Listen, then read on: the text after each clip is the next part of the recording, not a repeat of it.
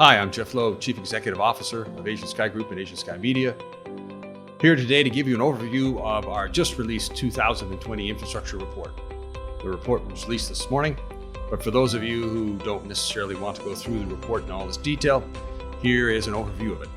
Please, when you have the time, go online and you can download the report from www.asianskymedia.com. But again, for those that are interested, here's an overview of the report. Before we get into the report, I'd like to thank our special contributors, ACTSI from the Philippines, Comlux, Dassault Aviation, ExecuJet, Gamma Aviation, and Salus Aviation from New Zealand.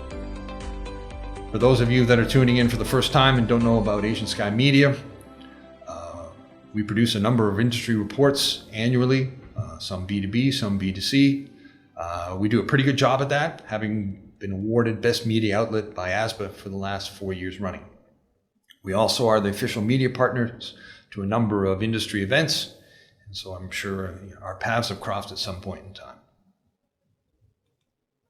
So first, into the meat of the infrastructure report, there are also special sections that deal with the impact of COVID-19 on MRO, also on the FBO and Hangarage, and then last on the OEM airframe and engine maintenance programs. But first, kind of as I said, the meat of the report.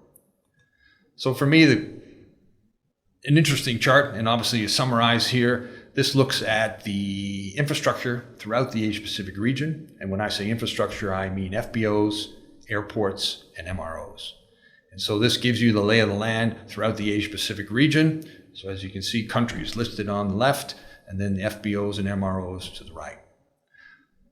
Not too surprising, given it's really the most mature market that we have here in the Asia-Pacific region. You can see that Australia tops the charts when it comes to FBOs and MRO facilities, and particularly dominated in the MRO heli side of business, because as we know, certainly Australia has a huge rotary fleet. Second, you'll see when it comes to the MROs on the fixed wing side, you'll see China with 38 facilities, and then the distribution throughout the rest of the Asia-Pacific region. Couple of interesting notes here. Again, when you look at the airport side, again, as we say, Australia being in a mature market, 1,449 airports versus just 428 in China. But China, as you know, as a landmass is even bigger than Australia, almost 25% bigger. And so lots of potential as far as China for future development and growth, whereas again, Australia is already a mature market.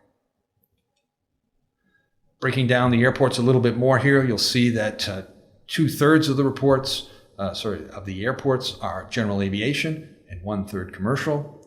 And then when you look at the runway length, fairly even split, surprisingly, between the different various lengths, where on the short GA side and on the long range side, almost an even split between there, we're almost at 30%. But again, here, the kind of the tail of the tape, again, Australia being a mature market, you'll see that the number of commercial airports is very small, but the number of GA airports is, if you will, astronomical. 1,294 GA airports in Australia. But completely flipped over on the China side. China, 238 commercial airports, but only 190 GA airports.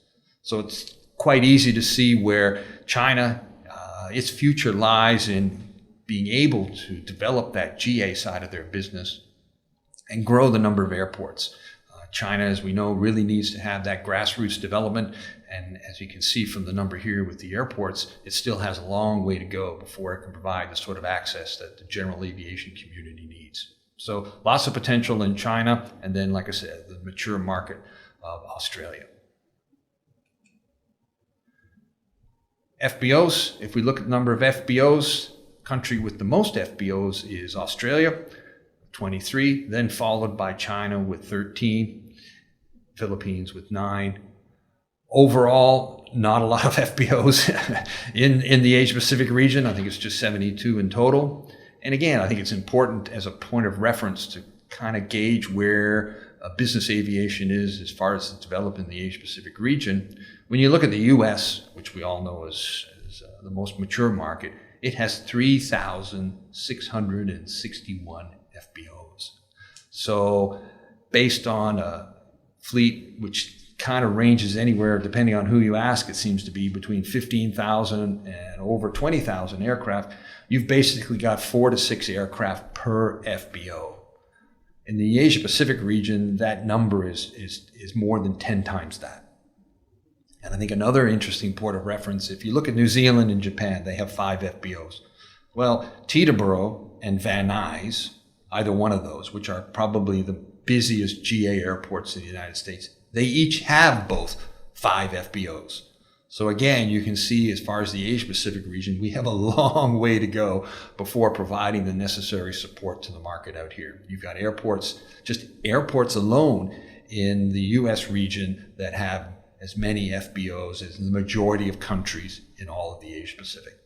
So lots of room for growth here.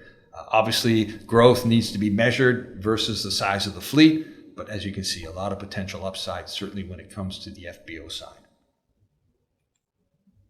The top FBO provider throughout the region is Jet Aviation with 7, followed by Deerjet with 7, and so on. And again, to kind of bring that into a reference, when you look at Signature, okay, which is the biggest provider globally, they have 370 facilities around the globe, spread across 5 continents. So as you can see, again, the providers out in the Asia Pacific region, yes, small, hopefully, as I said, lots of potential for upside growth, okay? And throughout the other countries within the region. The other side of the business, when you look at the FBO side, is to look at their capabilities. And so again, it's very interesting when you look at the FBOs, which ones have CIQ capability, and for me, the other big measure being which ones have hangarage as well. So you can see only 64% have got, if you will, immigration, customs and immigration services, whereas only 3/4 of them have even got hangars. So again, even the facilities that we have out here, the 72 that we talk about, not all of them have the same level of capabilities. And some of those FBOs per se are not terminals on their own, they're more VIP lounges attached to the main terminal buildings. So it's a real mixed bag out here in the Asia Pacific region where the services that are being provided across those 72 FBOs are very different. Some will be able to provide you with CIQ and hangarage, but then they may not even have their own terminal. You may have to go to the main building and get processed through there. So a lot of different service standards throughout the region. On the MRO side, interesting here where you see China now tops the chart when it comes to the MROs with 28, and Australia now slips down to number 3. Okay, so again, when you look at the business jet fleet versus the number of MROs in China, you'll see there are 12 aircraft per MRO. And so really, when you look at the MRO side, I think most people feel that the number of FBOs in the market compared to the fleet size, actually it's a fairly good balance at the moment. Not a lot of competition though, and that's where the market needs to improve. But at the moment, I think most people feel that the adequate service when it comes to the MRO side. On the MRO side, this is the most interesting chart for me.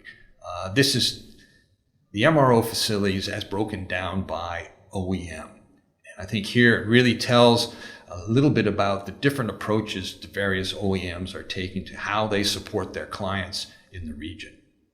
Let's look first at Airbus and Boeing. Airbus has the most facilities, but the majority of those facilities are third party. Boeing has considerably less. But if you think of the commercial airline fleet in the Asia Pacific region, 2/3 Airbus, 1/3 Boeing at the moment, you'll see that that is reflected here in the split between facilities. And it's not too surprising then to see that the majority of the Airbus facilities are third party, again, thinking that most of the commercial airlines will have Airbus capability or Boeing capability, depending on their fleets. So again, the number here is really being driven by the number of airlines that have MRO facilities. They're not necessarily standalone business aviation facilities. When Airbus and Boeing, they're also catering to 737s and A320s. So then it gets a little bit more interesting when you talk about the actual, if you will, pure business jet manufacturers, the Bombardiers, the Dassaults, the Embraers, and the Gulfstreams. And for me, the interesting difference here is when you take the North American providers and you look at the European providers, they've both taken a very different strategic approach to how they are solving their MRO requirements in the Asia-Pacific region. The North American providers, the Bombardiers and the Gulfstreams and the Textrons, again, are relying very heavily on third party. Whereas when you look at the European manufacturers, Dassault and Embraer, they're much more being reliant on authorized service facilities, and particularly in the case of Dassault, they're relying on actually Dassault-owned facilities. So very different mix on how they're handling the maintenance or providing maintenance to their fleet within the Asia-Pacific region. Looking at the various providers and who has the facilities and authorizations and OEM authorizations, the biggest provider in the region, certainly facility-wise and also as far as authorities, is Jet Aviation. And then second being ExecuJet. I guess behind the scenes, the interesting thing to keep in mind is that Jet Aviation is obviously owned by General Dynamics, same owner as Gulfstream, whereas ExecuJet now is owned by Falcon, or should I say, owned by Dassault, who also manufactures Falcons. So really, it's an interesting position for those two manufacturers at number one and number two.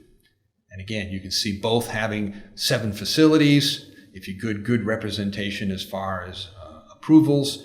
And so that puts them in a good position as far as providing the service and support for the OEMs in the region, so Gulfstream and Falcon. Bombardier, not so many facilities, and most of those are, and that's in Salida, and I think the other Bombardier facility would be in China.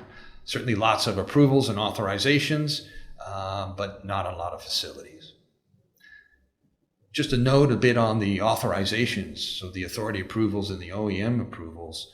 Given the size of the fleet in the Asia-Pacific region, really for an MRO facility to be economically viable, it needs to be able to cater to as much of the fleet as possible. So it needs to have as many authorizations and approvals as possible so that it can accept as many clients and customers into their facilities.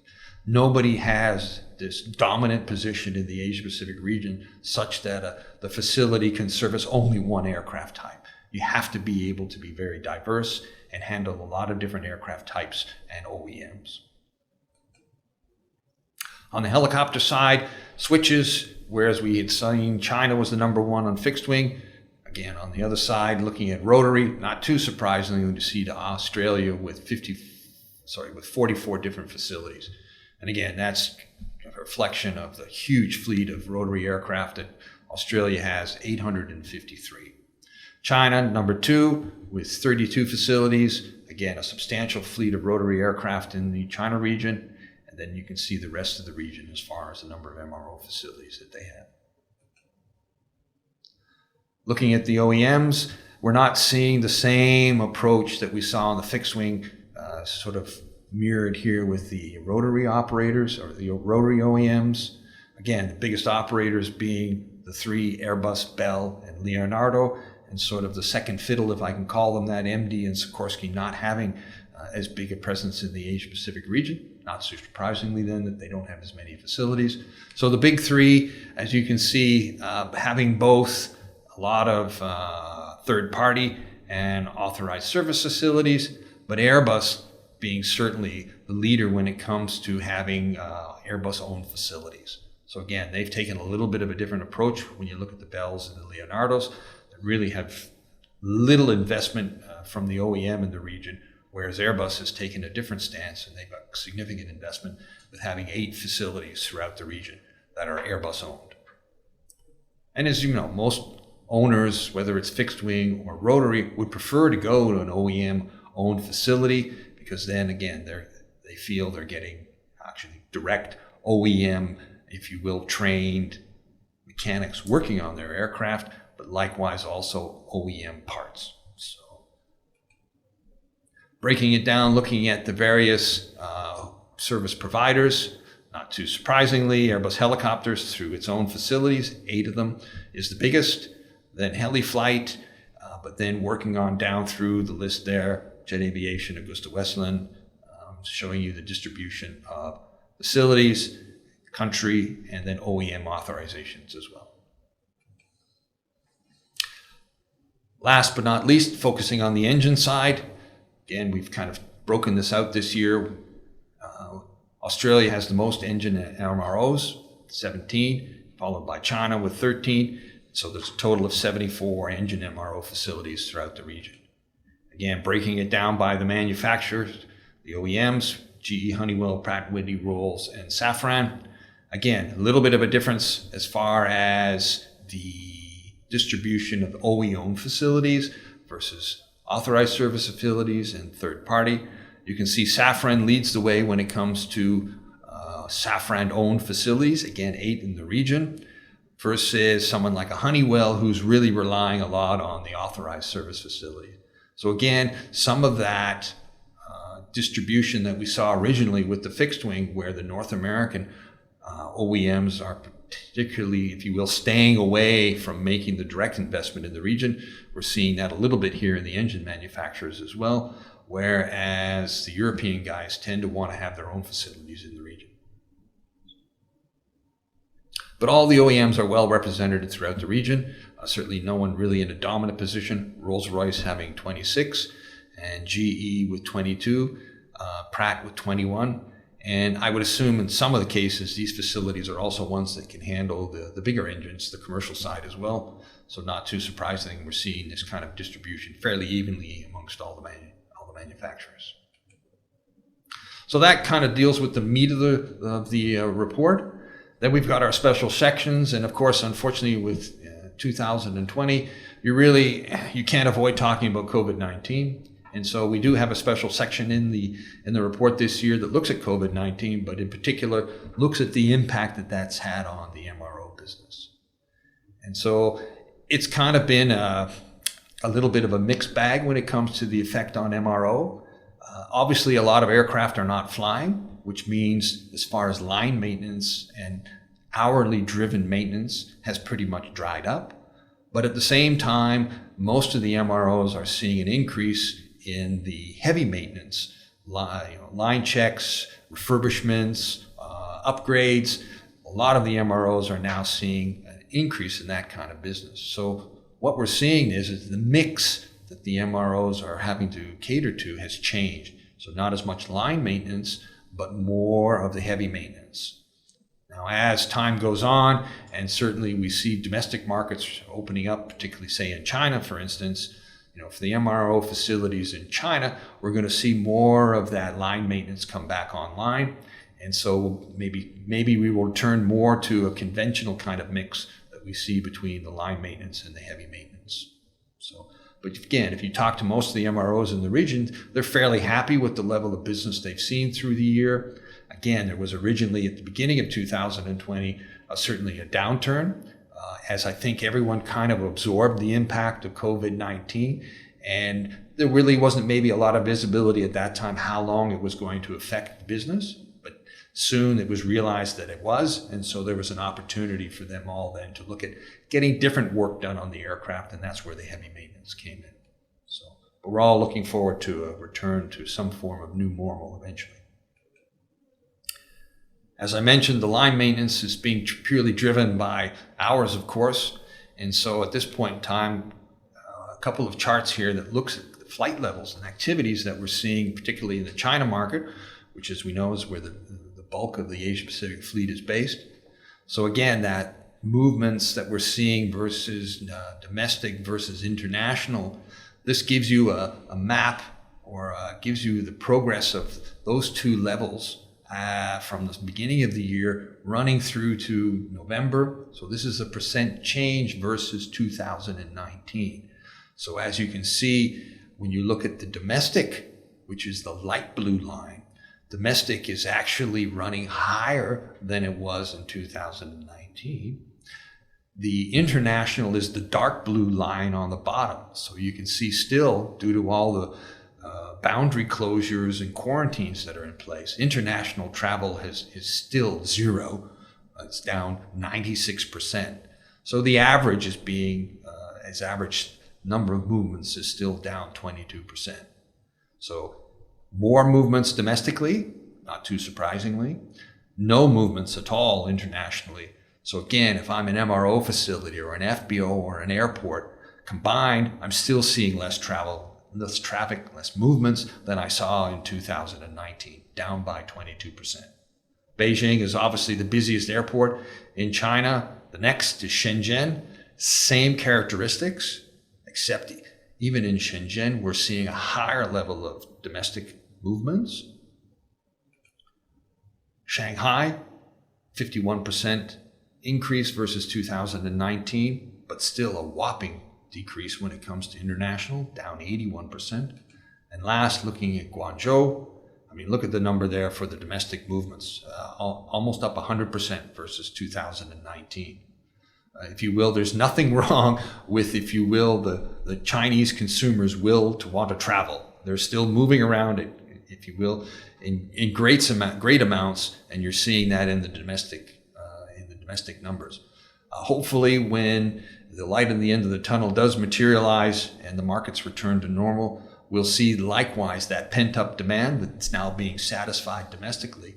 We'll hopefully see that in the international travel as well. And so across the board, both domestic and international levels will return to normal. And instead of seeing drop-offs, we'll actually see increases in flight movements. So, FBO facilities, taking a special look at what's happening on the FBO side. Probably the big story here on the FBOs is not much has changed. When you look at the 2019 report versus this one, there were only 2 additional facilities that opened in 2020. But again, given the circumstances of 2020, it's not too surprising to see that there really wasn't much development. I think there's a lot of work that is still in progress. But again, given the economic uncertainties and the pandemic of 2020, we're not seeing huge investments taking place when it comes to FBO development in the region. As I mentioned, 2 facilities that opened, one in India and one in China. Again, not too surprising, 2 of the biggest markets in the Asia-Pacific region. But otherwise, everything else is pretty much on hold, given that the pandemic and the uncertainty of when that may finally come to an end and people can get back to making the investments that we need in the FBO side of it. Last special report of the infrastructure report is on the OEM maintenance cost programs. This deals with not only the engine maintenance cost programs, but also with the airframe maintenance cost programs. So programs like Falcon Care and also what's being offered by JSSI. So again, here we did this special section because there's, if you will, somewhat pushed in this direction because a lot of interest from our clients. And so if anything, we found mostly was, if you will, that the programs weren't totally well understood by the marketplace. And so actually the take-up of the programs isn't as high as it really should be. And so we have found that when it get into the marketplace, a lot of people don't understand what it means to have the maintenance cost programs and how they can help your budgeting and your planning going forward, because the programs essentially replace that uncertainty of maintenance with a monthly fixed cost that covers your maintenance costs. So your budgeting becomes very predictable going forward. The other side, of course, is with most of the programs, when it does come to maintenance, you are going to that OEM facility and you're able to get maintenance done by, if you will, qualified OEM engineers, mechanics, and getting OEM parts. Downside, of course, the maintenance programs is if you don't have them, that will also impact the residual value of the aircraft when it comes time for you to resell that product. Of course, maintenance programs are fully transferable, so it's advantageous to have those on the aircraft right from the day one. But again, not understood by a lot of, if you will, potential owners or potential buyers in the market. And so certainly a better job needs to be done explaining those benefits to everyone. And again, a lot of times when people are buying a new aircraft, they don't think because we're under warranty and parts being replaced are covered by the OEM, I don't need this program. But again, we're talking about scheduled and unscheduled maintenance and how do I cater for those costs. And those exist every year. So more work needs to be done certainly on the maintenance cost programs and explaining that to the market. Well, that's the overview. I hope you have time to go online, and please, www.asianskymedia.com. Please download the 2020 infrastructure report.